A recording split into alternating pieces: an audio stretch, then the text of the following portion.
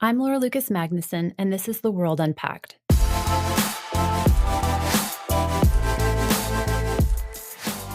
On today's episode, we're looking at how this whirlwind year impacted three key regions: Asia, Europe, and the Middle East. This episode is our last of 2020, and I want to thank all of our listeners for welcoming me as your new host, and for helping The World Unpacked hit 100,000 downloads this year alone. We'll be back in early January with some great new episodes. Have a happy new year, everyone. All right, welcome back. The breaking news this hour: Iran is vowing revenge for a U.S. rocket attack that has killed its most revered military leader, Qasem Soleimani. This happened. We're going to begin here with the outbreak of a mystery virus in China that now has the World Health Organization on edge. At least 4 people have died and hundreds more are sick, though there are concerns 5 times as many people could be infected. Tonight, Chinese health officials say the illness, which is a new strain of coronavirus, can be passed from person to person, stoking fears that it could be moving faster than it can be contained. Outside China, 3 cases have been confirmed in France. That's the first time the virus has been identified in Europe. Now, let's talk about the Indian Army, which is saying 20 of its soldiers have been killed by Chinese troops in the disputed Kashmir region. This is the first deadly clash on this border in 45 years.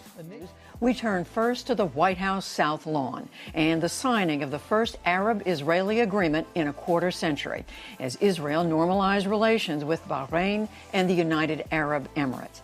Talks this week between UK Prime Minister Boris Johnson and European Commission Chief Ursula von der Leyen were supposed to produce a breakthrough.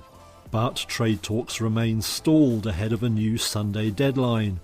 Now Johnson says a no-deal exit is very, very likely. The sticking points. For our first look back on 2020, we welcome Vice President for Studies Evan Feigenbaum to talk about the year that was for Asia. Evan, looking back on this year and setting aside the coronavirus pandemic for just a moment, what event or decision would you point to as the most significant for Asia? Well, personally, I think it's the conclusion after many, many years of negotiation, false dawns, false starts, stops and starts, and really a lot of rancor of a Pan-Asian trade pact called the Regional Comprehensive Economic Partnership, or RCEP, which encompasses 15 Asian economies, including the big ones: China, Japan, South Korea, the big Southeast Asian economies.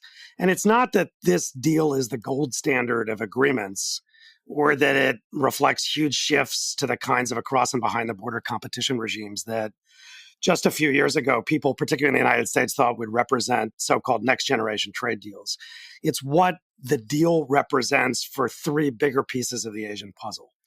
And the first is there's obviously a lot of rancor around globalization these days. So to me, it's significant that Asian economies continue to conclude pacts, make deals, and drive trade arrangements forward. And against that backdrop, RCEP is actually just one piece of the story, because we've also had a Japan-Great Britain trade deal, a Singapore-Great Britain trade deal, and so on. And so for all the theorizing that we hear about the end of globalization or the end of trade or the death of deals, Asians actually are showing that they're driving deals forward. Then second, an important piece of the RCEP is that both China and Japan are part of it. And so at a time when China-Japan tensions are rising, and by the way, the United States and Japan share some tough-minded views on China, it's notable that Beijing and Tokyo are actually leaning on economic levers to facilitate interchange.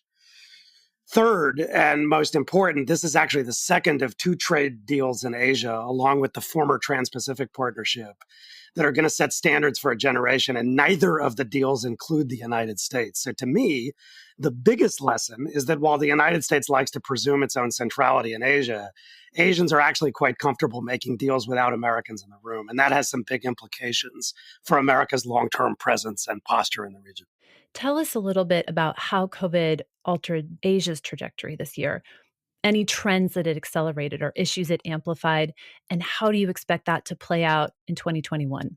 Well, to me, it showcased how some places in Asia lead the world in marrying public and social trust to good governance, while also highlighting how at least some Asian countries are actually lagging. And frankly, with a few exceptions like Finland, the world's best performers in managing and mitigating the impacts of coronavirus were pretty much all in Asia and the Pacific. You had Taiwan, you had Vietnam, Korea, New Zealand, Singapore, Australia. And so the region is actually a model for how to get some key aspects of governance right. But there are also a few places like Indonesia that haven't performed that well. And the reasons have a lot to do with what's not been quite right about their governance, because they initially did quite the opposite of a place like Taiwan. They disregarded data. Indonesia actually put former soldiers, not socially trusted civil experts, in charge of response. And so you got a pretty toxic early mix of disarray and draconian law enforcement. And the crisis there, unlike the other places, became politicized very quickly. So to me, the virus really showcased the best aspects of governance in Asia, but also the importance of social trust, and makes them a model for many places around the world. And in some cases, it did demonstrate that not every place in Asia has those fundamentals quite right. And so there can be learning within and across countries in the region, too. And coronavirus was obviously the story of 2020. But let's look beyond that. What event in the region do you think went actually overlooked this past year? I don't think I'd say that it was quite overlooked, but the long-term implications of it are troubling. And that's the border tensions between China and India, which point to just how much tinder is lying around the region still. To my mind, the central strategic tension in Asia is the collision between economics and security, because this has probably been the most economically successful region of the last half century. But economic success in Asia has an evil twin, and that's the failure to tame powerful nationalisms, territorial disputes, and just the continuing existence of really debilitating security pathologies.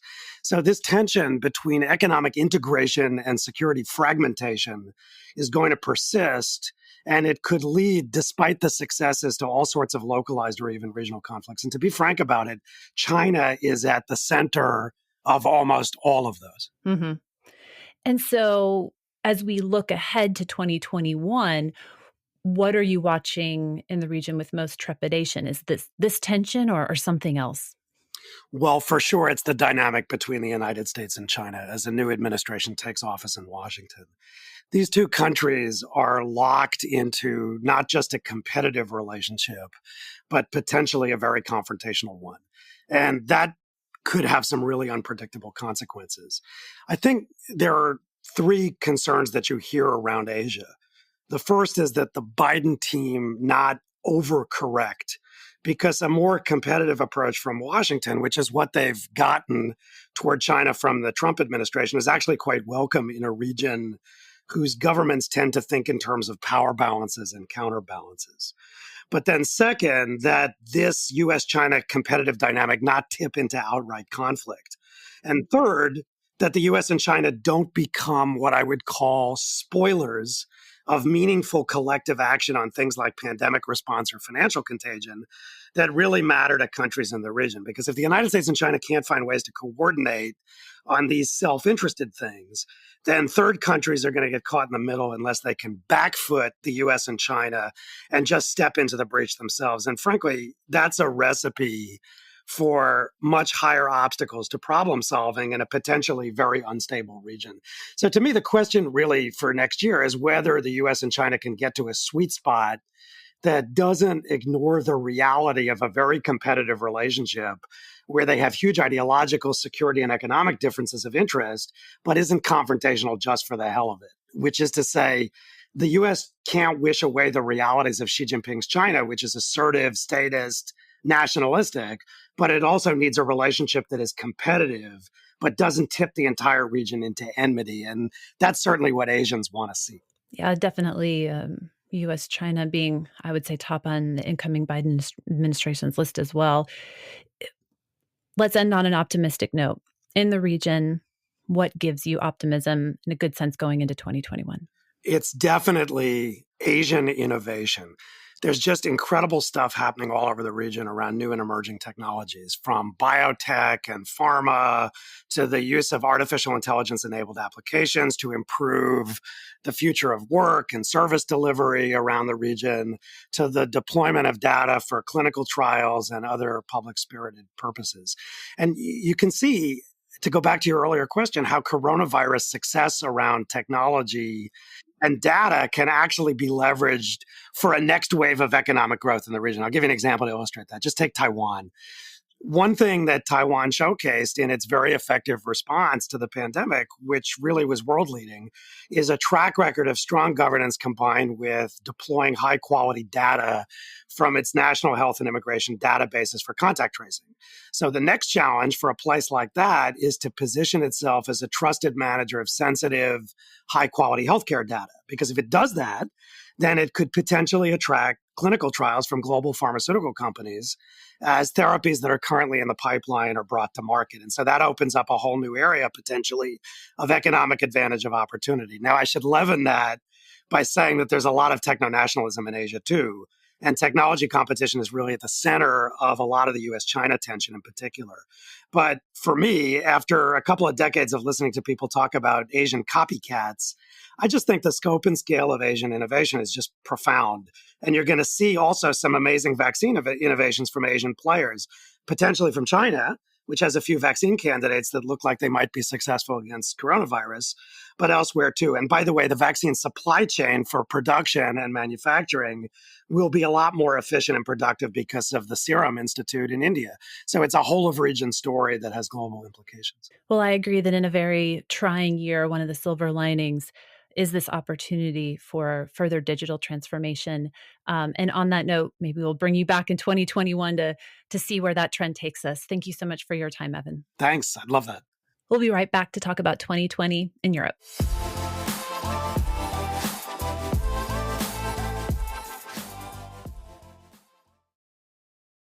Here to help us understand Europe's 2020 is Rosa Balfour, Director of Carnegie Europe. Thanks so much for joining us, Rosa. Thank you. It's nice to be with you, Laura. So looking back on this year and setting aside the coronavirus pandemic for just a moment, what event or decision would you point to as the most significant for Europe? The decision EU leaders reached in July about a recovery plan for Europe was a consequence of the pandemic and the economic recession that most of the world went into. And it remains the most significant decision because even though the next 6 months, and we've seen they're still haggling over the detail on how to make that decision real, so it took some time to put it into practice. But what is so historically important about it is the fact that it addressed underlying disparities between regions and countries within Europe that had come out very clearly throughout in the decades following the Eurozone crisis. So in the whole of the 2010s, and there was never enough political momentum to address that underlying divergence of economic performance, of economic capacity of EU member states and of the regions. And with this recovery plan, at long last, the EU is trying to create more convergence, trying to drive more convergence among the richest and poorest regions of Europe. And for this reason, it is of historical significance, despite the fact that once the agreement was reached in July, the following 6 months were months of very painful, difficult negotiations. But in the end, even not to full satisfaction of most, because a couple of things have been put on the back burner. But nonetheless, there is a recovery plan for Europe, and Europe will use it to transform its economy in a greener and more digital direction. So once again, the coronavirus as an accelerant to something that may have been previously stuck. Well, let's go back to COVID itself. Tell us a little bit about how the coronavirus pandemic altered Europe's trajectory, in addition to what you just mentioned this year. What other trends did it accelerate or amplify? And how do you expect those shifts to continue or change in 2021? Well, the coronavirus put a lot of issues under the magnifying glass. I mentioned economic inequality among countries and regions in Europe, but of course there's also inequalities amongst citizens, which was painfully put under the magnifying glass.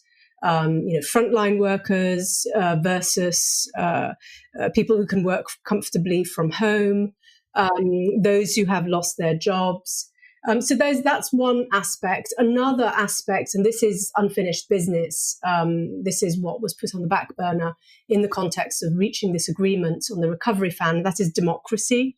We have seen that we've had confirmed that Europe's democracy still struggles, and that there are countries that are moving further away from democracy. Hungary and Poland in the first instance, but let's not limit ourselves to pointing the same countries all the time.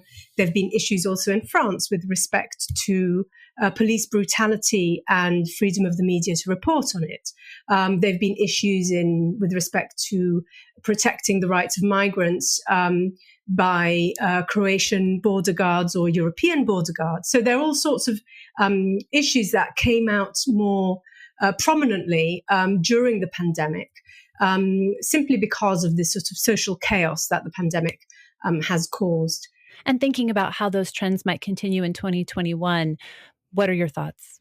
Well, I think the real challenge will be for politics to actually follow up on these matters.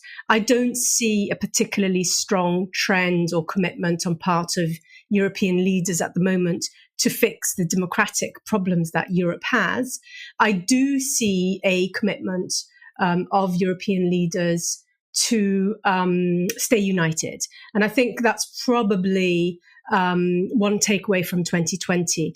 Even when France and Germany have major differences, they go out of their way to try and compromise amongst them, because they have seen that this is the way forward.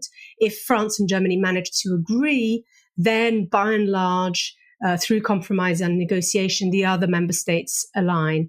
And when they disagree, which happens quite often, we've seen this on the foreign policy front, at the moment, they're really trying to go out of their way to gloss over those differences. So there's a strong sense that Europe requires leadership, and that the two most important countries following, of course, the departure of the UK, really need to team up together on this one. And move forward. So that sort of commitment for the best part of 2021, we will continue seeing. Of course, there are going to be elections in 2021 in Germany, and they will be followed by elections in France in 2022. So all sorts of things can change simply because of electoral processes. At the moment, this moment of unity is also based on personalities. So Angela Merkel, Chancellor of Germany, and Emmanuel Macron, President of France, they have been working together to push Europe forward and to keep that unity at all costs. What event or story in Europe went overlooked in your view this past year? Migration has been not talked about very much. It has to be said that there's been a decline in arrivals because of the pandemic. There's been a decline of arrivals across the Mediterranean from Africa and the Middle East. And this has pressed the pause button on the debate in Europe. It doesn't mean to say that politics has stopped looking at it. In fact, the Commission has at long last come up with a proposal for changing migration policy. It came up with it late. This was due since 2016. Since then, member states could not agree upon one. Now the Commission has come up with a proposal. Still needs to be thrashed out and agreed upon. But it was possible because of this pause in arrivals from Africa and from the Middle East. It's not because the problem has gone away. Sooner or later, migration patterns will step up to greater numbers. Sooner or later, politics in Europe will become infected by the fear of arrivals from Africa, from the Middle East. They'll be infected. The debate will become toxic because of xenophobia, and of course because of political parties that exploit migration for electoral gains. This has been put on pause in 2020, and it'll come back for sure as soon as people start moving again. As we head into 2021, what are you watching in Europe with the most trepidation? Well, we're living in this rather extraordinary moment in which 15 days to the end of the year, the UK and the EU haven't agreed on the terms of their divorce. Right. And this is, living in Belgium, France, Netherlands, the UK, there's going to be a massive impact on the borders if there is no deal. And today, we still do not know whether they will reach a deal. What we know is that if they reach a deal, it'll be pretty thin.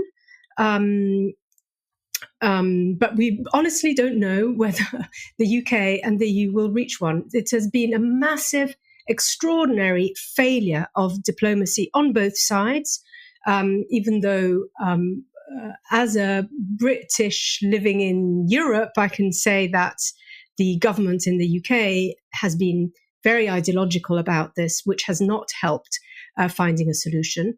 The EU has been extremely firm about what its red lines were, and perhaps has not been willing to compromise. But this whole process has been punctuated by progressive loss of trust on either side in each other. And it's hugely destabilizing. And if you think that the EU is the largest trade partner of the UK, and the UK is one of the biggest trade partners of the EU as well, not to have a trade agreement is really quite shocking. All these challenges aside, what are you looking forward to next year with the most optimism? Well, I think the electoral results in the US and the incoming president with very strong track records and commitments towards European allies will be a real regeneration moment for Europe to work with the US. And there's a lot of optimism around this. There's a lot of energy. And you can feel it when talking to policymakers. Without being rosy-eyed, it's not as if the US under a new steer is going to solve all of Europe's problems, but there is a strong belief that now the EU, the US, and maybe even the UK together can actually do a lot more to solve the problems between them, in the rest of the world, and inside in our own societies. Thank you so much for joining us, Rosa, and we look forward to 2021. Happy New Year. Thank you, and to you. And we'll be right back to unpack 2020 in the Middle East.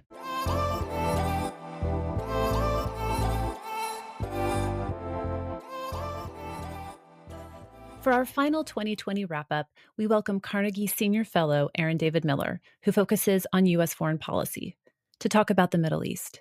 Aaron, thank you for joining us to talk about this singular year. Pleasure to be here, Laura. So looking back on this year and setting aside the enormity of the coronavirus pandemic for just a moment, what event or decision would you point to as the most significant for the Middle East? You know, this is a highly complicated, dysfunctional region. I would identify, if you press me, I could probably think of one, but I'd have to identify quickly three. Number one is deepening tensions in the U.S., Iranian-Israeli triangle. The focus is always on the nuclear issue with respect to Iran, Israel, and the U.S., but it really is the prospects for an escalatory cycle between Israel and Iran, and even between the U.S. and Iran, that worries me. We've been watching a proxy war in which the U.S. and Israel in various ways are trying to bring pressure against Iran. Nobody wants a full escalation, but they're taking actions that could lead to one. The U.S. killed IRGC Al-Quds commander Qasem Soleimani in January. The assassination of Al-Qaeda's number 2 in Iran, apparently by Israel at the U.S. request, a July explosion at Natanz enrichment facility, and the recent assassination of the Iranian nuclear scientist Mohsen Fakhrizadeh. All of these things are very concerning, and if we're not careful, we could trip into a conflict. Second, on the good news, is the Abraham Accords and the normalization between Israel and the UAE and Bahrain, and now Morocco, incipient normalization with Israel. And the third, I think, is not a Middle Eastern development so much as it is an American domestic development, and that's the election of Joe Biden, which should lead to a foreign policy in this region far less tethered to U.S. far less tethered to the president's domestic political interests, vanities, and personal whims, and much more to the national interest under Joe Biden. He, that is the president-elect, can't ignore the region, but I suspect, given the realities of domestic recovery, he's going to try to avoid deep engagement in this region as well. All right, it's been a busy year, so I will forgive you for giving me 3 events or decisions instead of 1. Certainly understand that. So, okay, let's add the coronavirus pandemic back in since I took it out of the last question. Can you tell us briefly how you think the pandemic altered the Middle East trajectory this year? You know, a trend that it accelerated or an issue that it amplified? And how do you expect that to play out further in 2021? Yeah, it's a big region, and on top of its many dysfunctions, the COVID-19 has added, I think, an even more hopeless character, both to this year and to what is likely to come. I guess I'd cite a couple different trends. Authoritarians from one end of the Middle East to the other have tried to exploit the pandemic to consolidate their control. In the case of Syria, they've used it to try to argue for the lifting of sanctions. Meanwhile, sanctions in Iran has forced Tehran to become more dependent on China, which made the Iranians reluctant to close the air routes to China, which facilitated the spread and made Iran probably the biggest hotspot in the region. Second, it strengthened COVID, that is, all these non-state actors. In Yemen, the Houthis treated the pandemic as a recruitment opportunity, claiming it's better to die as a martyr in heroic battles than dying at home from the coronavirus. In Afghanistan, the Taliban offered ceasefires only in afflicted areas under their control and not in government-controlled areas. And in Libya, a variety of multiple armed groups weaponized the public health crisis to further their own political and social influence. Finally, the pandemic's unfolding economic effects, greater poverty, debt, unemployment, dislocation, and inequality stressed health systems and structures that were already unable to deal with normal health concerns. In many countries, Libya, Syria, the Palestinian Authority, even in a highly functioning country like Israel, you have 1 million Israelis unemployed. I think Israel's National Insurance Institute estimated that 2.4 million Israelis out of a population of 9 million have been hurt financially by COVID, with thousands of households falling below the poverty line. So on balance, a very negative picture, and it's likely to continue even after the pandemic and a vaccine. So we talked about the big issues, the pandemic, the Abraham Accords, but tell me, what event or story do you think went overlooked during the last year? I mean, I think it's fascinating because the press focuses on the Middle East. They cover most everything. If I had to identify one event that has been overlooked that is really consequential for the region, I think it is the growing U.S. retrenchment, the diminishing importance of this region. Clearly, President Trump and his America First policy, which didn't serve the national interest, contributed to that. But I think there's a growing sense that the Middle East is going to figure less prominently in American economic and military strategy in coming years. We're weaning ourselves off of Arab hydrocarbons. Iraq and Afghanistan has created, to say the least, a certain amount of risk aversion now for 3 administrations. So I think I would identify the event that has been least covered by the media as that headline and that trend line toward a growing U.S. retrenchment from the region. So as we head into 2021, what topics in the Middle East are you watching with the most trepidation? On this one, Laura, I think I would identify one issue more than any other, and it's Iran, in large part because, from my vantage point, it's the only issue in this region that carries the risk of significant regional escalation and war. And I think the incoming Biden administration, preoccupied as it is with domestic recovery, I mean, Joe Biden will face the greatest challenge of national recovery of any American president since Franklin Roosevelt. And I think he'll look around the region and look for the one issue that could actually distract and undermine that focus on fixing America's broken house, and it is Iran. So I expect, and it'll be fascinating to see how and under what circumstances the new administration tries to re-engage in a very tricky set of issues regarding the Iran nuclear agreement and how to engage the Iranians. And of course, we started 2020, as you mentioned earlier, with that assassination of Soleimani. So 2021, Iran could be up again for sort of immediate impact, as you suggest. Let's be optimistic here at the end in what was a very, very trying year. And we've covered many of the trying issues. As we head into 2021, what gives you optimism? I'd really love to answer that question with a very sort of fulsome set of optimistic projections about this region, but it's hard for me to do that, given its track record. I'm not terribly upbeat about anything.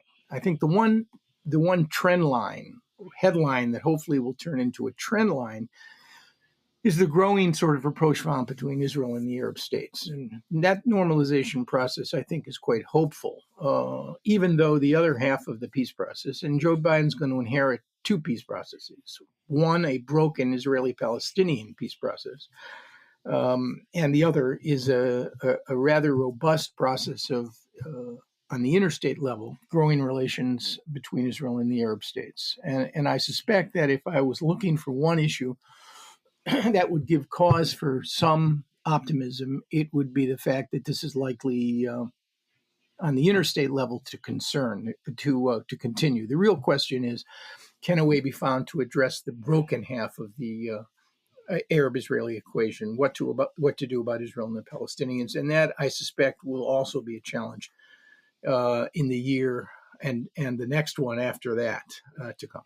Thank you so much, Aaron. We appreciate your time and wish you a very, very happy new year and good 2021. Laura, it's always a pleasure to be here, and the same to you.